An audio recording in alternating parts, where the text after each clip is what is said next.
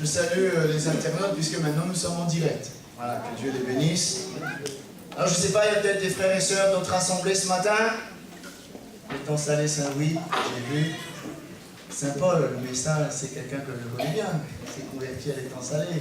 Il y a d'autres assemblées de passage? Oui. Tampon. Ensuite Mayotte. Et GG. Ah, excusez-moi. Ok, il y en a d'autres? C'est Saint-Denis. Après? Saint-Joseph. Ok, ben c'est bien. Que Dieu bénisse Mayotte. Vous allez avoir des images tout à l'heure, alors hein, je reviens de là-bas. Gloire à Dieu. Allez, on va lire la parole de Dieu. Je rappelle le thème de ce matin. Dieu prend des hommes ordinaires pour faire des choses extraordinaires. Peut-être que toi, tu te sens ordinaire. Mais Dieu veut faire de toi un instrument pour faire des choses extraordinaires. Gloire à Dieu. Et on va se servir de ce texte pour ce principe, cette pensée. Dans 2 jours, c'est le 15 août, et dans le 15 août, vous savez ce qui se passe, tout le monde célèbre Marie.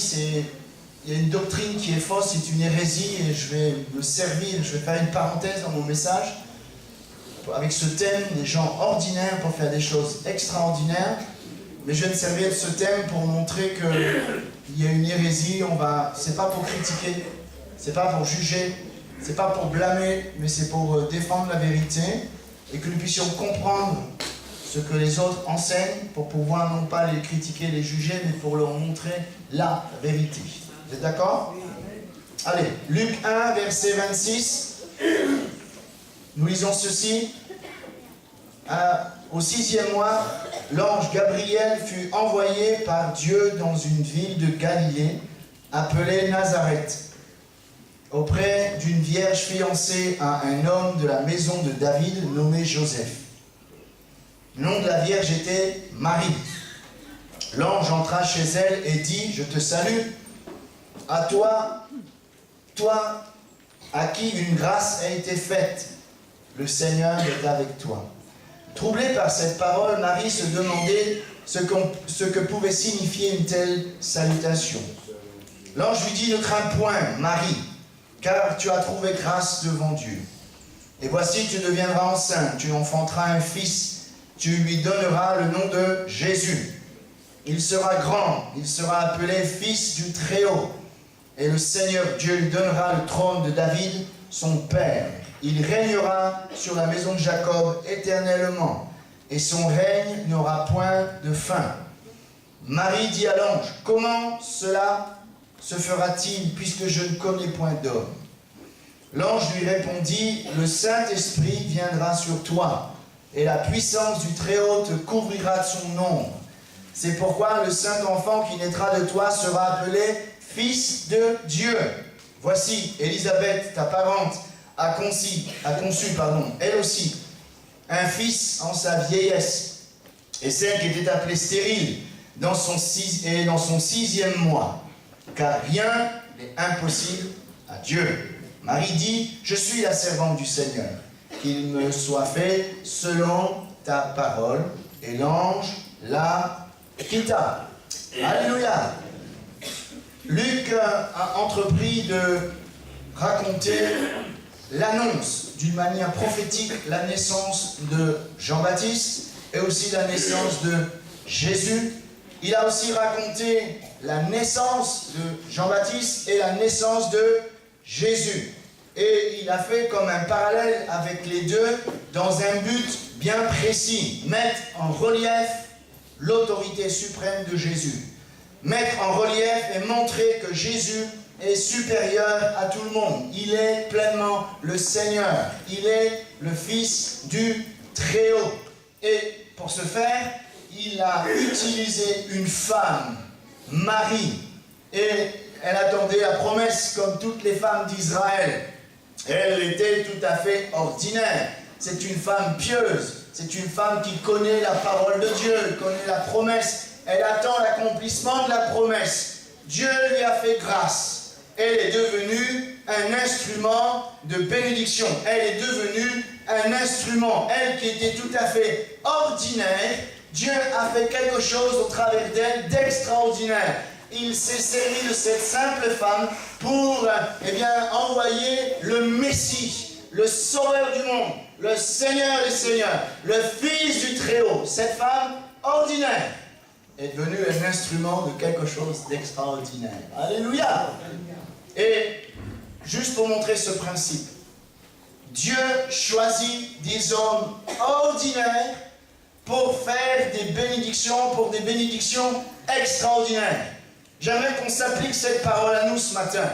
Nous sommes peut-être des gens ordinaires. Nous n'avons pas de grands moyens, nous n'avons pas un grand savoir. Nous sommes peut-être des gens ordinaires et peut-être même que nous culpabilisons en disant « mais je suis le plus petit ». Vous avez vu quand le Seigneur a choisi Gédéon, c'était le plus petit de la tribu de Manassé. Et Dieu choisit des gens ordinaires pour faire des choses extraordinaires. Dieu t'a choisi parmi les choses folles du monde pour faire au travers de ta vie des choses extraordinaires. Alléluia. Alors je reviens à ce passage. Dieu a choisi une jeune fille juive ordinaire, Marie, pour être l'instrument à travers laquelle le Messie allait venir. Mais j'aimerais quand même ouvrir une parenthèse là, pendant quelques minutes, si vous me le permettez. Peut-être éclaircir certaines personnes sur Marie. On a inculqué à Marie un titre qu'elle n'a jamais demandé. On lui a donné une position qu'elle n'a jamais proclamée. Et j'aimerais rectifier quelques points. Et nous sommes obligés ce matin de discuter un petit peu dans le but non pas de critiquer, mais pour faire lumière sur certaines choses qui sont enseignées sur Marie. Nos amis, parce que ce n'est pas nos ennemis, nos amis de l'Église catholique, sans les juger, attention que Dieu me garde, ils ont donné un titre à Marie qui n'est pas juste devant Dieu. Et on lui a donné le titre de la mère de Dieu. Comment Dieu peut avoir une mère? Dieu n'a ni commencement ni fin. Dieu n'est pas créé. Marie a été simplement un instrument. Elle n'est pas la mère de Dieu. Ce n'est qu'en 430, après Jésus-Christ, lors d'un concile, c'est-à-dire des évêques qui se sont rassemblés ici, qu'on a donné le titre de Mère de Dieu à Marie, ce qui a engendré de l'idolâtrie. Il y a même eu un temple érigé à cet honneur à Rome. Et à partir de cela, il y a toutes sortes de fausses doctrines qui sont venues. J'aimerais en voir quelques-unes. Il proclame que Marie est l'Immaculée Conception. Il s'agit, je ne pense pas qu'il ne s'agit pas de la conception de Jésus, mais de Marie. Ils enseignent que Marie elle-même est née sans péché. Elle a vécu sans péché. La Bible dit que tous sont pécheurs et privés de la gloire de Dieu. Tous ont péché. Il n'y a pas un juste, pas même un seul, excepté le Christ. Et si Marie a été l'instrument parfait sans péché, mais alors, pour qu'elle soit sans péché, il faut que la maman de Marie aussi soit sans péché. Donc là, il y a une doctrine, un point de doctrine qui est faux. Et Jésus a bien dit que tous ont péché et sont privés de la gloire de Dieu. C'est Paul qui a dit ça, en Romains 3, 23. Sans exception, Marie comprise, un seul est sans péché. C'est Jésus. Jésus un jour a dit, mais qui de vous me convaincra de péché? Si je dis la vérité, pourquoi vous ne me croyez pas? Et Hébreux 4, 15 dit ceci, car nous n'avons pas un souverain sacrificateur qui ne puisse compatir à nos faiblesses. Au contraire, il a été tenté comme nous en toutes choses sans commettre de péché. D'ailleurs, c'est pour ça que son sacrifice a été reçu de Dieu, parce qu'il est l'agneau de Dieu qui ôte le péché du monde. Lui, il est sans péché. Mais Marie, non. Marie, elle n'est pas sans péché. Elle n'est pas conçue comme Jésus par la puissance du Saint-Esprit. Elle n'a pas eu une vie sans péché. Elle a été pécheresse comme tous les autres. Et il y a une parole dans Luc 1, au verset 46 et 47, qui montre que Marie même a confessé que Jésus est son sauveur. Donc, elle confesse qu'elle a besoin d'être sauvée. Elle confesse qu'elle a besoin de recevoir le pardon de ses péchés. Elle dira, Marie dit, mon âme exalte le Seigneur et mon esprit se réjouit en Dieu, mon sauveur. Ici, nous avons un texte qui confesse que Marie, elle a confessé qu'elle a besoin d'un sauveur. Donc, nous comprenons qu'elle n'est pas sans péché.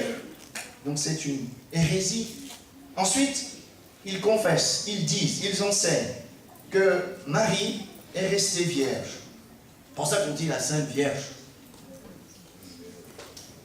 Elle aurait vécu toujours célibataire après, jusqu'à sa mort. Or, la Bible nous montre l'inverse. Ils enseignent qu'elle n'a jamais eu de relation avec son mari, Joseph. C'est faux. Plusieurs fois dans le Nouveau Testament, on enseigne que Marie a eu d'autres enfants. Avec Joseph, ils ont eu une vie conjugale tout à fait normale après la naissance de Jésus. Matthieu 13, 55. N'est-ce pas le fils du charpentier? N'est-ce pas Marie qui est sa mère? Joseph, Jacques, Joseph, Simon, Jude, ne sont-ils pas ses frères? Jésus a eu des frères. Donc, Marie n'est pas restée vierge. Et dans Luc 8, verset 19, la mère et les frères de Jésus vinrent le trouver. Jésus a eu des frères. Ce n'est pas ses cousins, c'est ses frères. Et même dans Matthieu 1, verset 25. Mais il ne l'a connu point, et là il y a un détail très important, jusqu'à ce qu'il eût enfanté un fils. Donc je crois que c'est le Saint-Esprit a marqué cette petite phrase, jusqu'à ce qu'elle eût enfanté un fils, auquel elle donna le nom de Jésus. Jusqu'à ce que, ça veut dire qu'après, c'est plus pareil. Donc, c'est une hérésie, c'est une erreur. Marie n'est pas toujours restée vierge. Elle a eu une vie conjugale tout à fait normale. Et même, ils vont même jusqu'à dire que Jésus, même pour la naissance de Jésus, Marie est restée vierge. Mais Jésus est né comme nous. Par les mêmes voies, ils pensent qu'elle est sortie là de son ventre, je ne sais pas, comme un rayon de soleil qui rentre dans une maison. Non! Jésus est né comme tous les autres, sauf sa conception. C'est sa conception qui est miraculeuse, pas sa naissance. Et beaucoup se trompent, pensent que la naissance de Jésus est miraculeuse. Non! Ce n'est pas sa naissance qui est miraculeuse, c'est sa conception, parce que c'est le Saint-Esprit qui l'a conçu. Mais sa naissance, il est né comme nous. Donc, Marie ne peut pas rester vierge. Elle est une femme pécheresse, instrument de Dieu, simplement une femme ordinaire qui a été choisie pour faire des choses extraordinaires. Alléluia! Ils enseignent, ils vont le fêter mardi, l'ascension de Marie. Marie, ils enseignent, c'est le pape Pie XII en 1950. Vous voyez, c'est très tard. En 1950, ils ont reconnu que Marie, ils ont proclamé que Marie a été enlevée au ciel, corps, âme, esprit. Mais notre référence à nous, c'est la Bible. La Bible ne parle pas d'ascension de Marie. La Bible parle que Jésus a été enlevé au ciel. Acte 1, 11. Où l'ange dit, mais pourquoi vous arrêtez-vous de regarder ce Jésus qui a été enlevé, il viendra de la même manière. Nous avons dans l'Ancien Testament deux autres personnages qui ont été enlevés par Dieu, Enoch et Élie. Mais de la Genèse à l'Apocalypse, il n'a jamais été question que Marie quitte cette terre et soit enlevée dans les nuées. Non! Elle a vécu, elle était un instrument, mais elle est morte. Et aujourd'hui, elle est au paradis. Elle attend le retour de Jésus. Car au son de la trompette de Dieu, les morts en Christ ressusciteront, elles seront enlevées à la rencontre du Seigneur dans les nuées. Elle fait partie des élus. Elle a été qu'un instrument, elle n'a pas connu l'ascension. C'est une hérésie. Maintenant, dira l'apôtre Paul dans 1 Corinthiens 15, Christ est ressuscité des morts. Il est le prémisse de ceux qui sont morts, car puisque la mort est venue par un homme, c'est aussi par un homme qu'est venue la résurrection des morts. Et comme tous meurent en Adam, tous aussi reviendront en Christ, que chacun a son rang, Christ comme prémisse. C'est le premier. Marie, elle est morte. Ça veut dire que ceux qui prient Marie, ils prient les morts. C'est une abomination. Et nous voulons prier celui qui est ressuscité, qui est vivant. Alléluia. Nous ne prions pas les morts. Ceux qui prient les morts sont en abomination, parce que Marie, elle n'est pas ressuscitée, elle n'a pas été élevée au ciel. Elle a vécu, elle a fait son temps, elle était un instrument, mais elle est morte. Et nous devons bien croire, le confesser. Un dernier point, je pense que c'est important.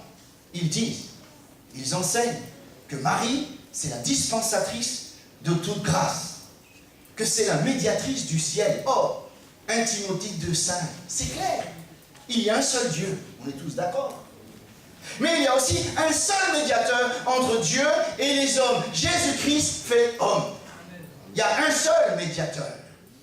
Un exemple très simple. Allons faire un tour dans la chambre haute. Le jour de la Pentecôte. Les 120 étaient là. Oh, il y avait Marie qui était là. Qu'est-ce qu'elle faisait, Marie? Elle priait comme les autres. Elle priait quoi? Elle priait que l'effusion du Saint-Esprit vienne sur eux. Elle priait pour l'accomplissement de la promesse. Donc, ce n'est pas elle qui donne le Saint-Esprit. Elle ne peut pas. Elle n'est pas la dispensatrice de toute grâce. Elle a prié à Dieu, et elle a reçu le Saint-Esprit aussi. Mais elle n'est pas la dispensatrice de toute grâce. C'est Jésus qui est le rémunérateur de ceux qui le cherchent. Rien d'autre. Vous voyez, on a collé une étiquette à Marie. Mais elle n'a rien demandé, la pauvre. Et ça a engendré de l'idolâtrie. Ça a écarté les gens de la vérité. Ça a écarté les gens de la valeur du sacrifice de Jésus. Il y a un seul médiateur, il y a un seul chemin, c'est Jésus-Christ. Jésus a dit, je suis le chemin, la vérité et la vie, nul ne vient au Père que par moi. Donc s'il vous plaît, ne jugeons pas ces bien-aimés, mais éclairons-les. Marie est un instrument entre les mains de Dieu. C'est par grâce. C'est une faveur imméritée. Marie n'a pas mérité cette grâce. Elle a été un instrument ordinaire pour faire des choses extraordinaires. C'est un don de Dieu. Il a jeté les yeux sur la bassesse de sa servante. Et ça, c'est un principe. Je ferme la parenthèse sur Marie. Un principe qu'on voit dans toute la Bible.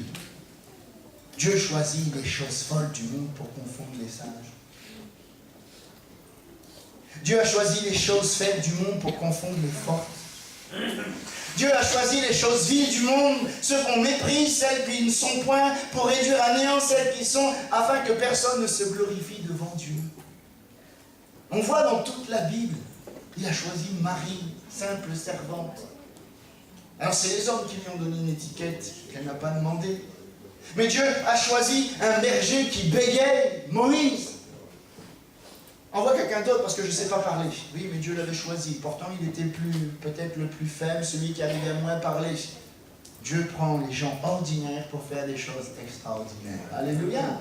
Dieu choisit un petit garçon appelé David pour être un libérateur du peuple d'Israël devant Goliath. C'est le plus méprisable. Dieu a choisi un petit garçon qui avait 5 pains et 2 poissons pour nourrir une foule. C'était peut-être le plus petit de la foule. On ne faisait aucun cas de lui, mais Jésus l'a vu. Il a utilisé ce qu'il avait. Dieu a choisi, comme j'ai dit tout à l'heure, Gédéon, le plus petit de la tribu de Manassé, pour être un libérateur du peuple d'Israël.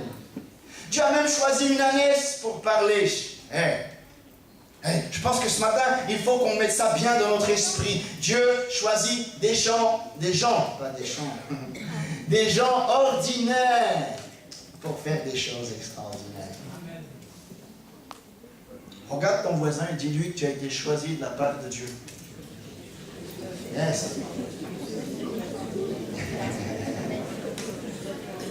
Ok. On n'est pas une erreur dans le plan de Dieu. Vous êtes d'accord avec ça? On ne se convertit pas par dépit ou par obligation. C'est Dieu qui nous a choisis avant même la fondation du monde. On a été prédestinés à être des instruments de bénédiction. Nous sommes des gens ordinaires. Peut-être que nous ne sommes pas en vue. Mais quand même, nous sommes des gens ordinaires, mais à travers laquelle Dieu veut faire des choses extraordinaires. Alléluia! Nous ne devons pas nous rabaisser. Vous savez, il y a des gens qui vivent par rapport à ce que les autres pensent d'eux. Vous êtes malheureux si c'est comme ça. Parce que le regard des autres, il n'est pas juste. Et parfois, nous soignons juste le paraître, mais non, tu es malheureux si c'est comme ça.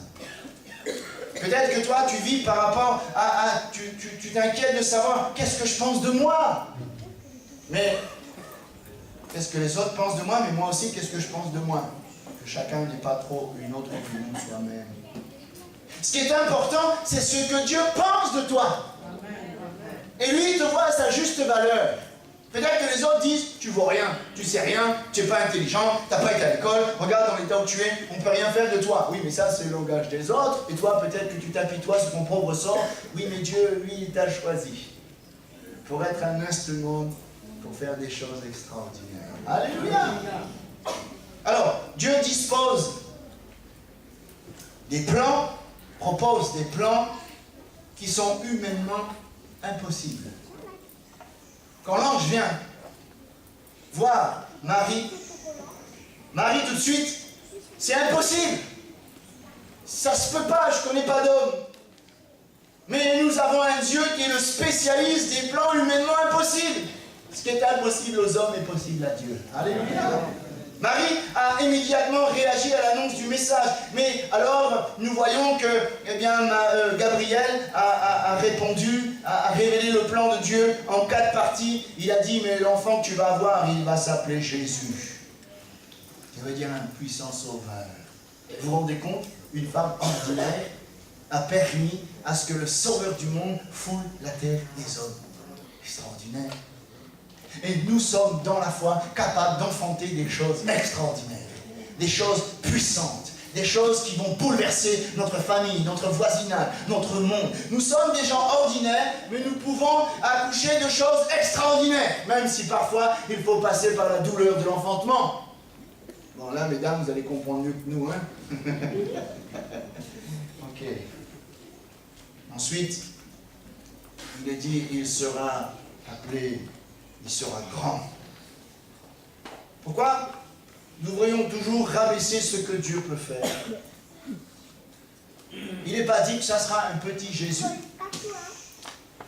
Il n'est pas dit que ça sera celui qu'on va simplement mettre dans la crèche, ce petit Jésus qui est mignon, qui est beau. Non, il sera grand. Elle a accouché de quelqu'un qui sera grand.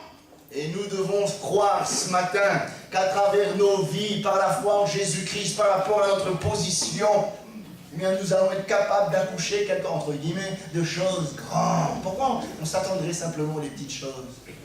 Nous avons un grand Dieu. Nous avons le Dieu de l'impossible. Nous sommes le fils et les filles du Dieu qui fait des choses impossibles, des choses extraordinaires. Ce qui est impossible aux hommes est possible à Dieu. Tout pouvoir a été donné à Jésus sur la terre et dans le ciel. Des choses extraordinaires. Il sera grand.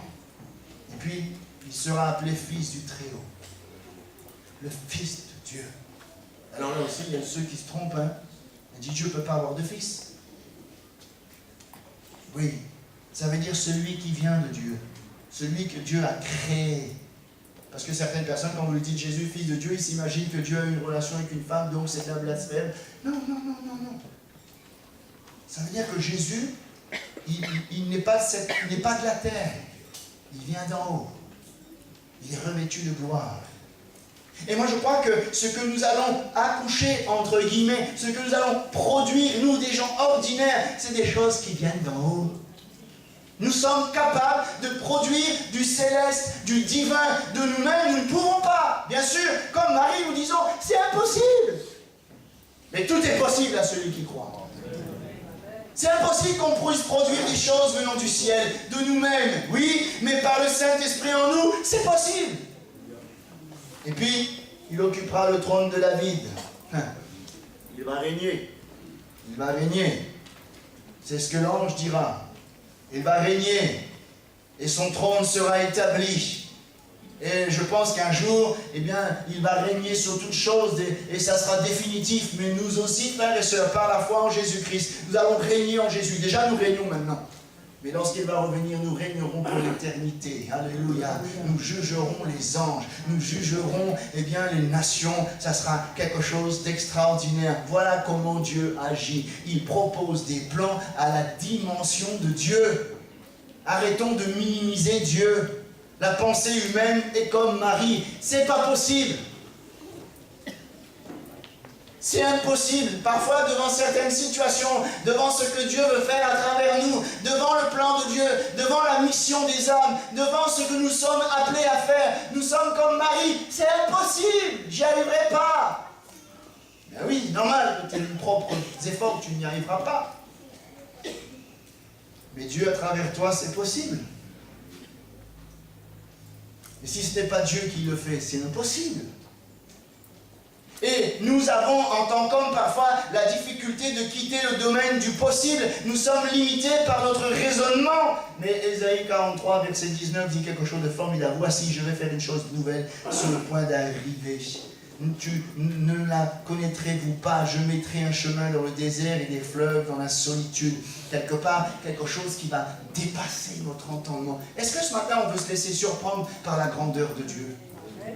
Est-ce qu'on veut se laisser surprendre par le plan de Dieu? Et le plan de Dieu dépasse nos raisonnements humains. Dépassons le raisonnement humain. Marie a dit, mais humainement parlant, c'est pas possible. Ok. Mais ce qui est impossible aux hommes est possible à Dieu.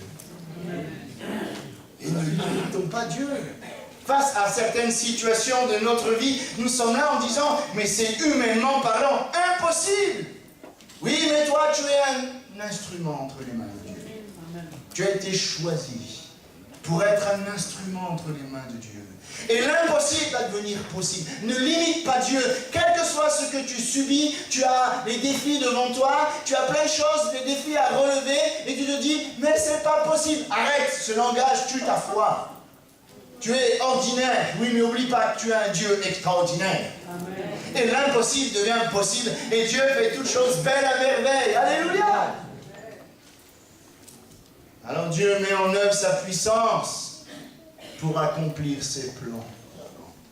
Quand Dieu annonce quelque chose, c'est toujours d'après sa puissance. Vous avez vu Marie, la petite phrase? Comment? Elle dira, c'est pas possible. Puis après, au verset 34, elle va dire, mais comment ça va se faire? Hein? Comment ça va se faire? Comme si elle pensait que c'est elle qui allait produire. C'est elle qui allait fabriquer l'extraordinaire. Non! La réponse de l'ange, c'est quoi, frères et sœurs? Mais c'est la même réponse pour nous. Quand nous sommes là, nous disons comment on va relever les défis, comment on va voir de l'extraordinaire, comment on va voir du divin, comment nous allons voir la gloire de Dieu. La réponse, le Très-Haut te couvrira de son nom. On ne peut pas toucher une ombre. Des fois, on voit des petites vidéos, les marmots ils courent après l'ombre. C'est marrant. On ne peut pas courir derrière une ombre. Mais on sait quand nous sommes à l'ombre. Oui ou non? Genèse 1 dit que l'Esprit de Dieu se mouvait au-dessus des eaux. Dieu dit, la lumière soit, l'Esprit de Dieu agit. Voilà la réponse à nos comment. Parfois on se demande, mais comment ça va se faire? Comment je vais réussir à faire ça? Comment je vais réussir à servir Dieu? Comment je vais réussir à relever le défi? Comment, Seigneur? Je suis limité, je suis un homme, je suis ordinaire. Oui, mais tu as l'Esprit de Dieu. Alléluia. Eh oh, vous avez l'Esprit de Dieu en vous. Le Saint-Esprit n'est pas dehors, hein? Il est en nous. Et tout par le Saint-Esprit, ni par la puissance, ni par la force, mais par le Saint-Esprit. Et ça, je crois que c'est le miracle. Le Saint-Esprit nous amène à vivre le miracle. Et lorsque nous sommes remplis du Saint-Esprit, nous sommes des gens, des vases de terre. Nous sommes des gens ordinaires. Mais quand nous sommes remplis du Saint-Esprit, nous pouvons être des instruments pour faire des choses extraordinaires. Alléluia! Donc nous avons besoin d'être remplis du Saint-Esprit. Et lorsqu'on se demande comment, la réponse est, sois rempli du Saint-Esprit. Gabriel ajoute autre chose, car rien n'est impossible à Dieu. Quand Dieu dit quelque chose, rien n'est impossible. Qui peut s'opposer au plan de Dieu? Qui peut s'opposer à la parole de Dieu? Dieu dit, la chose arrive. Aucune autorité, aucune puissance, aucun nom ne peut s'opposer à l'efficacité de la parole de Dieu. La parole et le Saint-Esprit en nous, c'est une puissance qui va agir. Et nous, des hommes ordinaires, on va faire des choses extraordinaires. C'est le plan de Dieu. Nous qui avons une vie, afin que nous puissions avoir une vie abondante, une vie de victoire, une vie de sainteté. Mais comment, Seigneur? Je suis faible face au péché. Je suis faible, Seigneur, pour relever ce défi. Cette vie abondante, je ne l'ai pas, oui, mais l'Esprit de Dieu est un fleuve d'abondance. Alléluia. Et l'Esprit de Dieu en nous va créer en nous cette puissance pour vivre des choses extraordinaires. Peut-être qu'il y a quelqu'un qui vit une crise dans sa vie. Et tu te dis, mais comment est-ce possible? Dieu te rappelle que rien n'est impossible à Dieu et qu'il agit par sa parole, par son Saint-Esprit. Et partout vous trouverez le plan de Dieu. On aura toujours cette pensée, c'est impossible. Toujours cette incrédulité qui est là, c'est impossible. Mais ce matin, grave dans ton esprit que nous avons le Dieu de l'impossible. Que par le Saint-Esprit, les portes s'ouvrent. Que par le Saint-Esprit, nous ferons des exploits. Que par le Saint-Esprit, nous sommes plus forts que le péché. Que par le Saint-Esprit, nous sommes capables de témoigner de Christ. Que par le Saint-Esprit, nous sommes capables d'aller et de faire l'œuvre de Dieu dans les terrains les plus difficiles. Alléluia! Tout ce que nous avons vu jusqu'à maintenant, c'est Dieu qui révèle son plan au travers des hommes ordinaires pour faire des choses extraordinaires et par le Saint-Esprit. Maintenant, on va se poser le quatrième point. La meilleure réponse au plan de Dieu, c'est de croire. Marie, qu'est-ce qu'elle a répondu? Elle aurait pu dire Vous pensez que si Marie se serait obstinée à refuser le plan de Dieu, ben Dieu aurait choisi quelqu'un d'autre. Ça n'aurait pas été Marie, ça aurait été une autre. Elle n'a été qu'un instrument. Mais elle a accepté. Je suis la servante du Seigneur. Qu'il me soit fait selon ta parole. Comme si Marie dira, eh bien, je veux de ton plan, je veux entrer dans ton plan, je veux l'accepter, je veux entrer dans ce plan, et je veux être un instrument pour des choses extraordinaires. Moi, je suis sûr d'une chose, c'est que Marie avait le libre arbitre. Oui ou non? Si elle avait dit non, elle serait passée à côté des choses extraordinaires. Elle serait restée dans son ordinaire. On a dans la Bible des hommes qui ont été mis devant un choix, et ils ont fait le mauvais choix, alors ils sont restés dans l'ordinaire. Et tant que nous n'entrerons pas dans le plan de Dieu, nous verrons que des choses ordinaires. Mais nous ne sommes pas destinés à voir des choses ordinaires. Nous sommes destinés à voir des choses extraordinaires. Parce que notre Dieu est extraordinaire. Mais il faut rentrer dans le plan de Dieu. Et Dieu agit selon notre volonté. Dieu ne s'impose pas. Il a demandé à Marie, et Marie, elle est rentrée dans le plan de Dieu. Alors, elle est devenue un instrument de choses extraordinaires. Et nous devons entrer dans le plan de Dieu. Nous ne devons pas suivre de loin. Avant que Dieu puisse accomplir son plan, nous devons nous soumettre à sa volonté. Et Marie, elle a capitulé. Elle s'est abandonnée au plan de Dieu. Elle est devenue un instrument extraordinaire. Moi, je crois que la bonne nouvelle, c'est que Marie a dit oui. Et je crois que ce matin, tu peux dire oui au plan de Dieu. Ne refuse pas de rentrer dans le plan de Dieu. Il y a de ceux qui connaissent le plan de Dieu, mais qui ne veulent pas y rentrer parce qu'ils ont peur. Mais Dieu serait-il pour nous une source trompeuse? Non. Est-ce que Dieu peut nous induire en erreur? Non. Est-ce que Dieu se trompe? Non. Aveuglément, nous pouvons avoir une confiance totale en Dieu. Et nous devons entrer dans le plan de Dieu, nous devons obéir, nous devons nous engager. Et lorsque nous nous engageons, Dieu nous remplit du Saint-Esprit et il fait de nous des gens extraordinaires. Alléluia!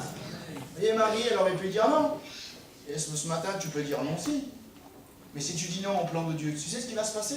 Tu vas vivre des choses ordinaires. Tu vas rester ordinaire. Alors que ta destinée, c'est être un instrument extraordinaire. On est libre d'entrer. Vous savez, un jour, quelqu'un a dit on est libre de choisir, mais on n'est pas libre de subir les conséquences de nos choix. Tu peux rester dans ton ordinaire. Mais ta destinée, c'est de rentrer dans l'ordinaire de Dieu, dans l'extraordinaire, pardon, de Dieu. Il ne faut pas que je me trompe, là. Il faut, comme Marie, capituler. Ce passage, je crois qu'il ne parle pas simplement de Marie. Ce passage, il ne nous a pas été laissé simplement pour mettre en valeur Marie. Non, non, non. Il est question de toi. Il est question de moi. L'Esprit viendra sur toi et il agira en toi pour que tu puisses accepter ce plan et qu'il s'accomplisse. Et ce matin, nous devons comprendre que c'est Dieu qui rend les choses faibles, fortes. C'est Dieu qui prend les choses ordinaires pour faire des choses extraordinaires. Est-ce que ce matin, tu veux confesser devant Dieu sans... C'est pas de l'orgueil, hein? Mais des fois, nous sommes tellement dans une fausse humilité qu'on est toujours en train de s'abaisser. tu es spécial, mon frère, ma soeur. J'aimerais te dire que tu es spécial. Parce que c'est Dieu qui t'a choisi. Mais tu ne dois pas rester dans ce spécial. Tu dois rentrer dans l'extraordinaire.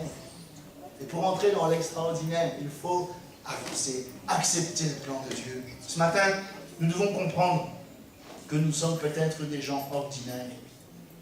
Mais Dieu veut faire à travers nous des choses extraordinaires. Extraordinaires. Et pour entrer dans les choses extraordinaires, nous devons d'abord y croire, nous devons d'abord nous y soumettre, être remplis du Saint-Esprit. Alors que Dieu nous aide. Et ce matin, j'aimerais vraiment qu'il y a là bientôt la rentrée de toutes choses. Au mois de septembre, c'est la rentrée là. Hein. Voilà. Un nouveau défi pour chacun d'entre nous. Place-toi devant Dieu ce matin. Peut-être tu t'abaisses, tu te fais du mal ce matin. Arrête de faire du mal. On dit, je ne vaux rien. Oh. Tu n'es pas rien. Tu es un enfant de Dieu. Tu n'es pas rien. Tu es un ambassadeur de Christ. Tu n'es pas rien. Tu es un instrument de bénédiction. Dieu t'a choisi parmi les choses folles du monde. Mais il a un plan extraordinaire. Et il veut faire de toi un instrument de choses extraordinaires. Mais tu dois rentrer. Tu dois accepter. Tu dois te soumettre. Et tu dois être rempli du Saint-Esprit. Et Dieu fera à travers de ta vie des choses qui vont dépasser de ton entendement, de ta raison. Parce que ce matin, on veut se laisser surprendre par la puissance de Dieu. Alléluia! On entre dans le plan de Dieu ou pas? Il faut nous sortir de l'ordinaire. Il faut nous rendre dans l'extraordinaire. Amen. Allez, on bénit le Seigneur. Merci Seigneur pour ta parole ce matin. Merci de ce que tu as choisi, Marie. Nous la respectons, nous ne la vénérons pas, parce que la gloire appartient à toi seul, Seigneur.